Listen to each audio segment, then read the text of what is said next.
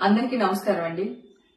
గతంలో ఎలా అయితే నా మీద పాజిటివ్ వచ్చిందని ఛానల్ వాళ్ళు, మీడియా వాళ్ళు అండ్ యూట్యూబ్ ఛానల్స్ వాళ్ళు ఎలా అయితే ప్రచారం చేశారో అదే పాత న్యూస్ ని తీసుకుని వచ్చి మళ్ళీ టెలికాస్ట్ చేస్తున్నారు. పాజిటివ్ వచ్చింది అని చెప్పి. ఇంకా చార్జ్ షీట్ నేనే చూడలేదండి. ఇంకా చార్జ్ షీట్ నా చేతికే రాలేదు. సో అలాంటిది మీ చేతికి ఎలా వచ్చింది? మీరు ఇలాంటి న్యూస్ ఎందుకు స్ప్రెడ్ చేస్తున్నారో నాకు అర్థం కావట్లేదు. నేను చాలా ప్రయత్నిస్తున్నాను. ఈ మధ్య కాలంలో ఎన్టీవీలో మళ్లీ న్యూస్ యథావిధిగా చేస్తున్నారు. ఎన్టీవీతో నాకున్న ప్రాబ్లం ఏంటంటే అక్కడ క్రైమ్ రిపోర్టరు రమేష్ వైట్లా అని చెప్పి ఆయన ఉన్నారు. లాస్ట్ టైం కూడా పుడింగ్ ఎలిమెంట్ విషయంలో కూడా ఇట్లానే రాంగ్ న్యూస్ వేశాడు అతను. నేను ఎన్టీవీకి వెళ్ళాను, అక్కడ ఎవరు లేరండి, చౌదరి గారు రాలేదన్నారు. సరే అండి అని చెప్పి అతని నెంబర్ తీసుకుని ఆయనకి ఫోన్ చేశారు, రమేష్ వైట్లకి ఫోన్ చేసి, ఏమండి నేను లేను అక్కడ, నా న్యూస్ వేయకండి ప్లీజ్, నా పేరు తీసేయండి అన్నా. మాకు పోలీసులు ఇచ్చారు, మేమెందుకు తీయాలని కొంచెం గట్టిగానే అరిచాడు ఆయన. అరిస్తే సరేనండి నేను మాట్లాడుతున్నాను, మీరు అరుస్తున్నారు, సరే మీరు ఎక్కడున్నారు చెప్పండి, నేను అక్కడికి వచ్చి మాట్లాడతాను అన్నా. Okay, Banjara hills police station దగ్గర ఉన్నాను రండి అన్నాడు. సో నేను ఇమ్మీడియట్ గా కాల్ చేసి బంజారా హిల్స్ పోలీస్ స్టేషన్ కి వెళ్ళాను. వెళ్తే అక్కడ అతను లేడు. అక్కడ వాళ్ళందరినీ అడిగే మీడియా వాళ్ళని, ఏమండి రమేష్ వైట్ల ఎక్కడ ఉన్నారు అంటే, లేదండి వెళ్లిపోయారు అన్నారు. అంటే నేను వస్తున్నాను అని చెప్పిన తర్వాత కూడా అతను అక్కడి నుంచి వెళ్లిపోయాడు. ఓకే, తర్వాత నేను అక్కడ అరిచాను, ఎట్లా ఎన్టీవీ వాడు న్యూస్ వేస్తాడు నా పైన, నేను అక్కడ లేనని చెప్పేసి అడగడం జరిగింది. అది మీ అందరికీ తెలుసు. ఇప్పుడు కూడా అదే విధంగా మొన్న ఒక అతను ఫోన్ చేశాడు, ఎక్కడి నుంచి, ఎన్టీవీ నుంచి మాట్లాడుతున్నామండి, రమేష్ వైట్ల గారు మీకు ఫోన్ చేయమన్నా, నేను వాళ్ళ అసిస్టెంట్ ని అని అన్నాడు. ఓకే ఏంటమ్మా అని అడిగా.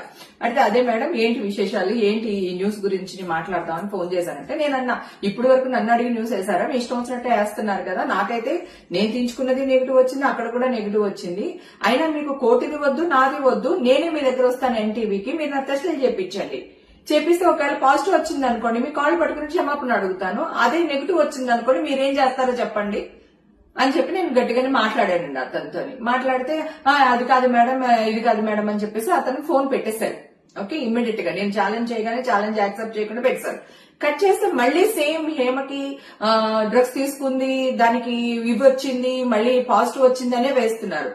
నేను ఎన్టీవీ చౌదరి గారు నమస్తే అండి, లాస్ట్ టైం కూడా మిమ్మల్ని కలవడానికి వచ్చాను, నాకు కుదరలేదు సార్, నేను మీకు కోర్టు వద్దు, నా టెస్టులు కూడా వద్దు సార్, ఎవరిని నమ్మదు, కోర్టులో వచ్చింది కూడా నమ్మకండి, నన్ను కూడా నమ్మకండి, నేను మీ దగ్గరికి వస్తాను చౌదరి గారు, మీరు నాకు టెస్టులు చెప్పించండి.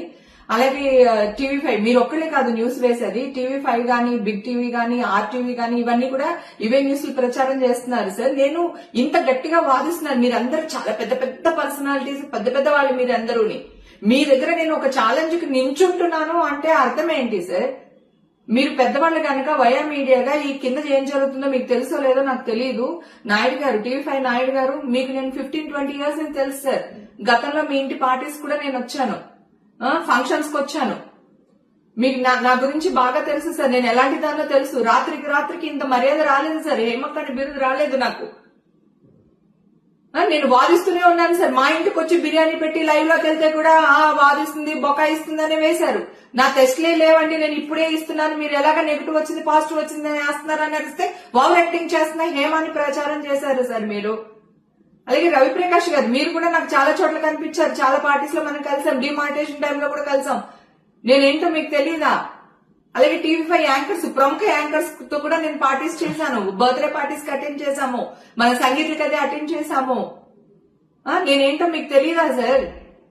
సో దయచేసి మిమ్మల్ని అందరూ అడుగుతున్నారు, రాధాకృష్ణ గారు, ఏబిఎన్ రాధాకృష్ణ గారు, ప్లీజ్ అండి, మీరు పెద్దవాళ్ళు గనక మీ 4-5 డిసిషన్ తీసుకుని ప్రింటింగ్ మీడియా వాళ్ళని, యూట్యూబ్ మీడియా వాళ్ళని, మీ మీడియా వాళ్ళని ఒక చోట చేర్చుకుని మీరందరు డిస్కషన్ చేసుకుని నన్ను పిలవండి సార్, ఎక్కడికి రమ్మంటారో చెప్పండి, నేను వస్తాను. డ్రగ్స్ అనేది నా బాడీలోనే ఉంటది కదా సార్, నాకు టెస్టులు చేయించండి అంటున్నాను కదా, నేను పబ్లిక్ గా వస్తాను అంటున్నాను. ఒకవేళ పాజిటివ్ వచ్చింది అనుకోండి సార్, మీరు ఏ శిక్ష వేసినా నేను భరిస్తాను, ఆ శిక్షను అనుభవిస్తాను నేను. సరే నాకు నెగిటివ్ వచ్చింది అనుకోండి సార్, మీ పెద్దలందరూ కలిసి ఏం చేస్తారో మీరే నిర్ణయం తీసుకోండి సార్. ఆల్రెడీ ఫిలిం న్యూస్ వాళ్ళందరికీ నేను ఫోన్ చేశాను, నేను ఫిలిం రిపోర్టర్లు అందరికీ ఫోన్లు చేశాను, వాళ్ళ అసోసియేషన్ కింద ఒకటి ఫామ్ అయి ఉంది కదా, వాళ్ళకి ఫోన్లు చేశాను నేను. సాక్షి టీవీ స్వప్నతో కూడా మాట్లాడాను. అలాగే డిజిటల్ మీడియాకి సంబంధించి గ్రేట్ ఆంధ్ర మూర్తి గారితో ప్రేమతో కూడా డిస్కషన్ చేశాను. లక్ష్మీనారాయణ ఎన్టీవీ, మన ఇది వరకు మీ టీవీలోనే పనిచేసే వాళ్ళు ఎన్టీవీలో ఇప్పుడు టీవీ9 కి వచ్చారు, అతనితో మాట్లాడాను, రాంబాబుతో మాట్లాడాను, నాయుడుతో మాట్లాడాను, స్వప్నతో మాట్లాడాను, తర్వాత శేఖర్, వంశీ, మా ఫిల్మ్ న్యూస్ వాళ్ళు ఎవరైతే ఉన్నారో వాళ్ళందరితో మాట్లాడాను సార్. నాకు టెస్టులు చెప్పించండి, మీరు ఎక్కడికి రమ్మన్నా వస్తాను, మీరు ఏం చెప్పినా చేస్తాను, ఒకవేళ పాజిటివ్ వస్తే మీ ఇష్టం అని వాళ్ళందరితో కూడా మాట్లాడాను సార్. నేను మాట్లాడిన తర్వాత కూడా ఎగైన్ ఈ న్యూస్ లో వస్తున్నాయి. మేమే చూడలేదు సార్ ఇంకా షార్ట్ షీటు, మీ దాకా ఎలా వస్తుంది? ఎవిడెన్సెస్ ఏంటి సార్ నాకు అర్థం కాదు. ఈ న్యూస్లు మీరు వేయడం వల్ల మీ న్యూస్లు చూసి మా అమ్మకి యాంగ్జైటీ అయిపోయింది. మొన్న నైట్ ఇక్కడికి తీసుకుని వచ్చారు సార్. నిన్నంతా నిమ్స్ లో ఉండి డాక్టర్ భూషణ్ గారు మా అమ్మగారికి ట్రీట్మెంట్ చేస్తున్నారు. 75 years మా అమ్మగారికి. ఆవిడకి 2 కిడ్నీలు పనిచేయవు సార్, 70% పనిచేయవు ఆవిడకి. బ్లైండ్ లో క్లాట్ ఉంది దానికి. ఈ గుడ్డు పడుకున్నది గుడ్లేదు, కూరెట్టుకున్నది గుడ్లేదు, ఊడ్చులాడుతానంట చెప్పుకున్నారు. అంతే, అదే అది కూడా గుర్తులేదు నాకు. మీ వల్ల నేను పరువు కోసం చచ్చిపోతాను సార్, పరువు కోసం చచ్చిపోతాను నేను.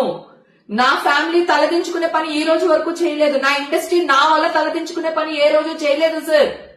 ఈ రోజు కూడా చెయ్యను, గతంలో చేయలేదు, ఫ్యూచర్ లో చెయ్యను సార్.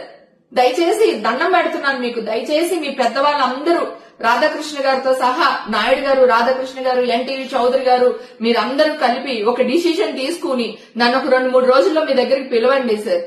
పిలిచి నాకు టెస్టులు చేయించండి. కోర్టు వద్దు, ఏమొద్దు, మీరు టెస్టులు చేయించండి. నేను రెడీగా ఉన్నాను. నేను మీకు అందరికీ సారీ చెప్తాను సార్. మీరు ఏ శిక్ష చేసినా అనుభవిస్తాను. అలాగే నాకు నెగిటివ్ వస్తే నాకేం న్యాయం చేస్తారో చేయమని అడుగుతున్నాను సార్ నేను.